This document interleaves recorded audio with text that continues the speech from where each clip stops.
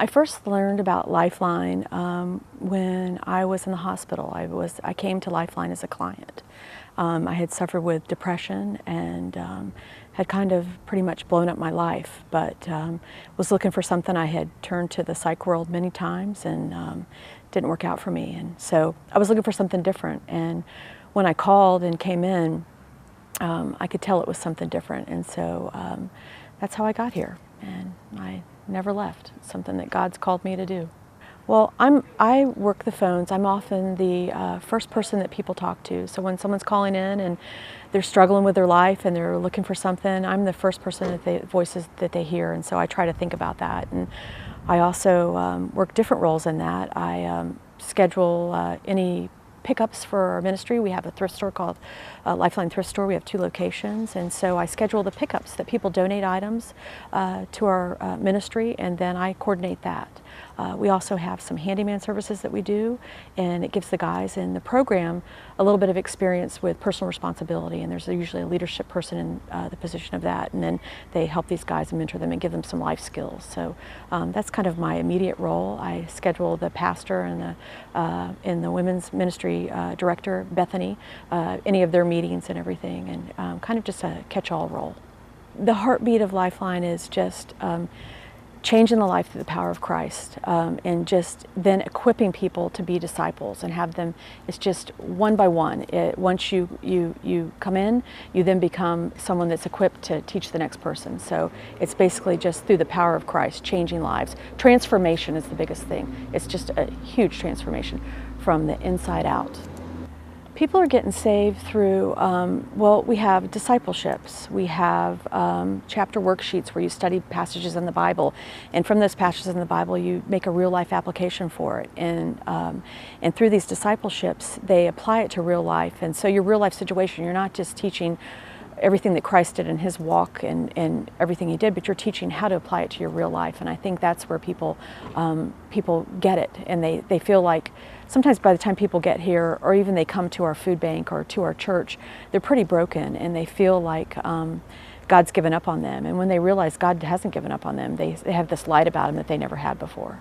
The food bank is an opportunity for people to get actual food and then get spiritual food. And the blessing for this is often they come because they need food and they've used their last bit of money for the month, or they're just down and out, but then they come in and they receive something they didn't even expect, the spiritual food. And it's pretty amazing the amount of people that we reach through that. And they come back and then they bring others, and then people call about us and ask because they want the food, and then they get the spiritual food, then they're drawn, then they join our church, and then they come to our services and they join other things. So it's a pretty awesome thing to see. The thrift stores are pretty neat opportunities. We have 2 of them now, 2 locations, and we get donations and we get people dropping off stuff, and all the money that goes there is used towards the ministry. And it gives the people that are working there, that are in the ministry, that are in the program, the men's and women's program, an opportunity to have personal responsibility and to grow and get some job skills. And it also gives people the opportunity to minister to people that come into the store. So it's kind of has a lot of purposes. When you come in and you come off the roads and you come off the streets and you have addictions, you're pretty much a life sucker, you're a taker, and you don't really know how, you've lost so many of your skills, you don't even know how to begin to give. And when you learn how to give on just a small piece, sometimes you can take that next step with it. And sometimes it's just someone coming up to you see crying in the thrift store or through the church or through the food ministry, and you take that opportunity to pray for them and talk to them and give them a minute where maybe somebody else didn't. So it gives them gives them a chance to get out of themselves, because by the time you get here, you're so self-consumed that you're pretty broken. I think people don't even have an idea what we do in Lifeline, but there's so many volunteer opportunities. We have men and women that have appointments that need transportation to and from their appointments. We have medications that need to be picked up. We have people need to be transported to courts and to probation appointments, to other appointments, and it's just, the need is huge. We have the ministry needs items all the time. They need items in the houses for the men and women, for laundry, just personal things like hygiene items, and just the thrift store itself leads an opportunity for you to be able to come in and to sort things, to price them, to put them on the shelves, to make them look pretty so that they'll be sold. Just the amount of things. There's groundskeeping at the church, there's groundskeeping at all the homes that the ministry owns and houses all the men and women in. So the needs of this, there's opportunities at the food bank to minister to people that come in and also to distribute out the food. There's all kinds of record keeping that we have to do for the state and for the local governments that are so time consuming, and we have such a small staff that anything that anybody can do would just be so appreciated and just such a blessing to this ministry. I do what I do because I know what Christ did for me, and I know that that He wants me to serve, and He wants me to help people change their lives in any way that I can and through His power. And so I know what He did for me, and I think He's equipped me to be able to help other people with some of the same life-dominating issues as me and the other people that are here.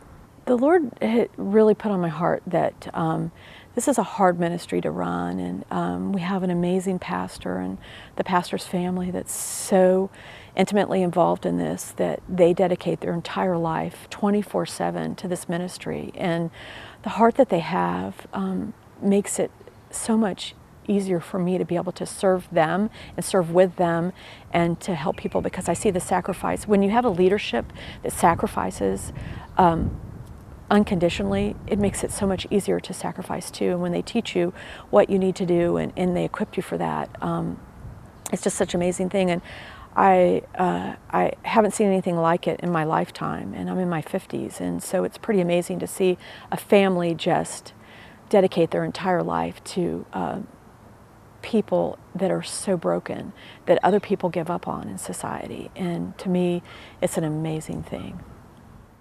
I want to invite you to take a look at our website, revelationstvseries.org. It's produced by Horizon Media Studios. It's a 501c3 media ministry, and what we're doing is helping other ministries tell their story. Homeless shelters and children's homes, Bible colleges, seminaries, mission sending agencies. With your help, we can continue to help tell their story, to inspire the world, to shine their light and let God get the glory for the work that's being done in advancing the kingdom of Jesus Christ.